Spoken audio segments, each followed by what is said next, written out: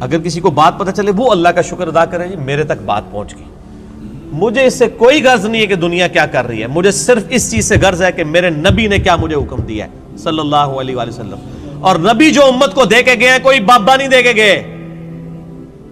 حجۃ الوداع کے موقع پہ کیا فرمایا؟ میں اپنے بعد تم میں دو چیزیں چھوڑ کے جا رہا ہوں، کیا؟ دو بابے، دو مولوی، دو شیخ القرآن، دو بزرگ، دو صوفی؟ نہیں، کہا اللہ کی کتاب، اس کے نبی کی سنت، اس کو پکڑو گے ہدایت پہ رہو گے، اس کو چھوڑ دو گے گمراہ ہو جاؤ گے۔ تو دین تو یہ ہے۔ ایک بندہ آپ کو قرآن سکھا تو رہا ہے لیکن خود قرآن پہ عمل نہیں کر رہا، تو اس کا قرآن کا سکھانا کیا ہے؟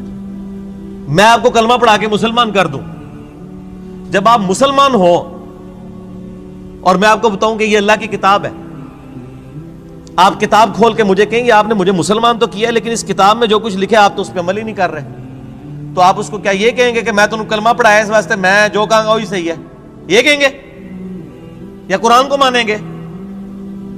کلمہ پڑھانا تو اپنی جگہ ہے، بخاری مسلم حدیث ہے اللہ تعالیٰ فاسق سے، بدکار شخص سے بھی دین کا کام لے سکتا ہے۔ اگر کسی نے کسی کو کلمہ پڑھایا یہ اس کی بزرگی کی دلیل نہیں ہے۔ اگر کوئی کہتا ہے آج ڈاکٹر ذاکر نائک نے ہزاروں لوگوں کو کلمہ پڑھایا ہے، بریلوی دیوبندی اس کو بزرگ کیوں نہیں مان لیتے؟ پھر تسی بھی جھوٹ مارنے بند کر دو، 90 لاکھ نو کلمہ پڑھایا ہے، ادو تو 90 لاکھ بادی کوئی نہیں سی۔ اگر آپ نے کلمہ پڑھانے کو کسی کی بزرگی ماننا ہے تو ڈاکٹر ذاکر نائک نے ہزاروں لوگوں کو کلمہ پڑھایا ہے نا، تو کیا بریلوی دیوبندی اور شیعہ مان لیں گے اسے بزرگ؟ تو سر بریلوی دیوبندی اگر اپنے بابوں کو کہتے ہیں اتنوں کو کلمہ پڑھایا تھے، تسی بھی اپنے بوجھے چ رکھو۔ پھر وہ کہنے کے نہیں جی کلمہ پڑھانے نال کیا ہوتا ہے تے وہ بد عقیدہ ہے نا، تو سر تسی بھی تواڈے کلمہ پڑھانے نال کیا ہوتا ہے؟ تواڈے بھی اگر بد عقیدہ نے تو کوئی فرق نہیں پڑتا۔ فرق کس سے پڑتا ہے؟ قرآن و سنت سے۔